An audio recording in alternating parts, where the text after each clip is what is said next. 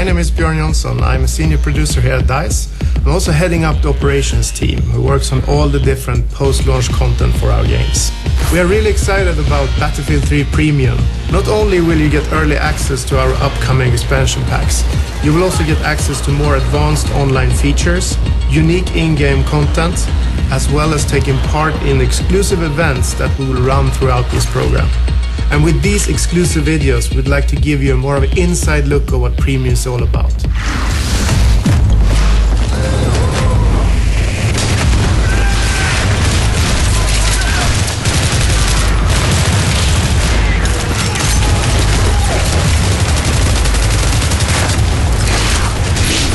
I'm Niklas Vigreus. I'm the lead designer for the DICE operations team, and I'm currently in charge of designing the X-Packs for Battlefield 3. I started at DICE in 2004 as an animator doing weapon animations for BF2, and since then I've moved on to design. The idea behind Close Quarters is to capitalize on what the Battlefield universe is. In 1 second you can be an infantryman running through a house, and in the next second you can be a pilot soaring through the skies in a jet fighter. So it has all these very exciting elements, and what we want to do with Close Quarters is to really capitalize on the infantry-focused, tight combat environment. Now with maps that really cater to it. In order to enhance that, we've also introduced what we call HD destruction, which basically means that you can use only your rifle. I mean, normally you would have to use like tank shells and bazookas in order to bring down, these big stone walls. But now it's like plaster, wooden panels, furniture. So you'll be like a destruction machine, even only with your carbine or machine gun. It makes everything very vivid and very kind of in your face.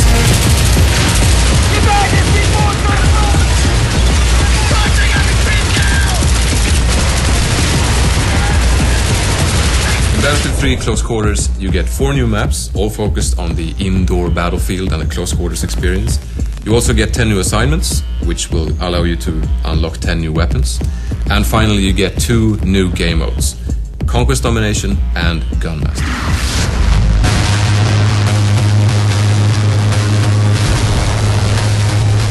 Conquest Domination is the Close Quarters take on Conquest.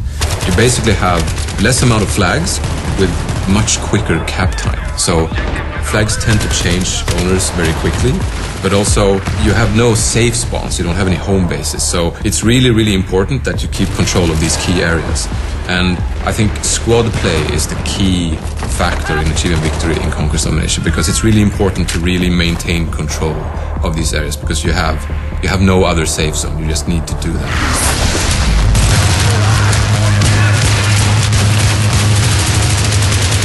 And then we have Gunmaster, which is a really action-packed jump-in-and-play mode, which is actually a race, where you start out with a pistol, and then as you get kills with that pistol, you advance to the next tier of weapons.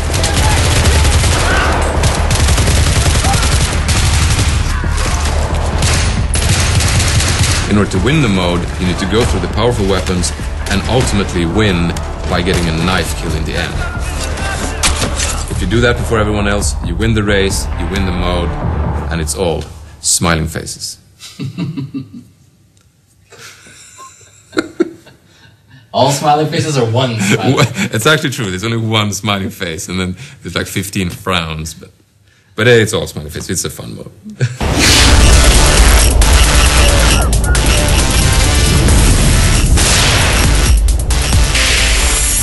Zebra Tower is our smallest and most action-packed map. It's essentially a skybar on top of a skyscraper. It's based around the classic and horseshoe-shaped design that many Battlefield players know from Wake Island, but now in this condensed form, you can use that middle space to really flank the enemy, which is really exciting, especially since you have the 2-floor setup as well, so you can actually use the staircases to come up behind people who are guarding like the top floor. And we have some good sniping spots there. For example, you can have a good defensive position on top of the swimming pool area. That's a pro tip right there. It also has a lot of corridors and rooms with very thin walls. So what you can do is open up flanking routes by just actually shooting big holes in the walls.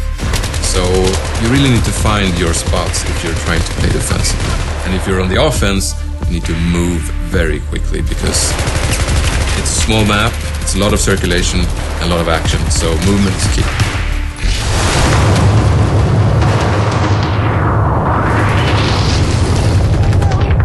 Dania Fortress is the most varied map.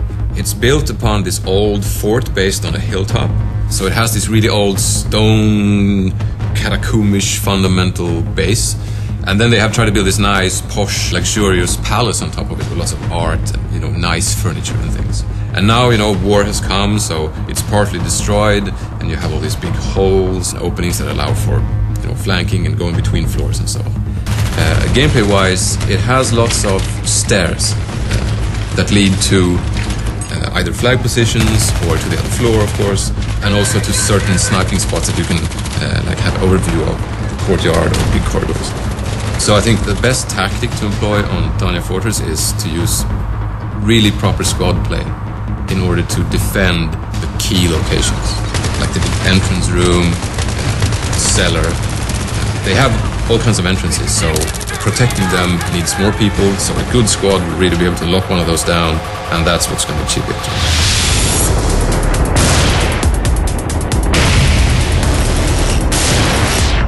Operation 9 to 5 is our biggest and most destructible map, I would say.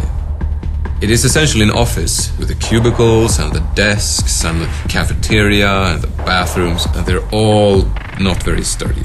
So there's lots and lots of destruction.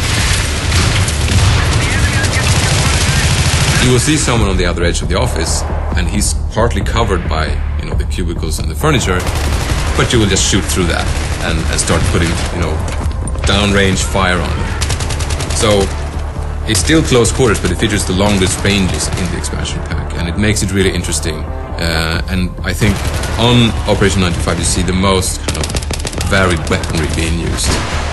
And also, it has a garage that goes kind of underneath the whole complex where, the former employees had all their cars.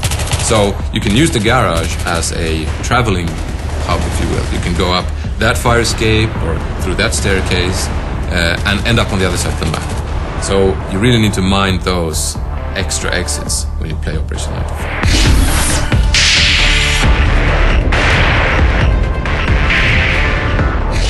Scrap Metal is the most vertical map. It is an old factory. Parts of it actually so old that it's not being used anymore. It has a kind of a two-fort design where you have one big area, which is actually like a worn-down part of the factory, and then you have the still kind of functional area on the other side. And the thing is, those two sides are connected only through pretty narrow passages. So keeping those under control is really, really key.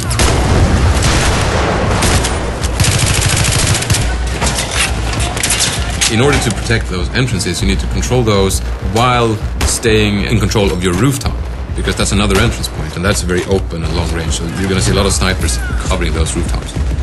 And also, since it's an old factory, it's made out of mostly concrete and metal, so you won't have the same abilities to, tear down walls and create flanking routes. So positioning, I think, is the absolute key to winning on Scrap Metal.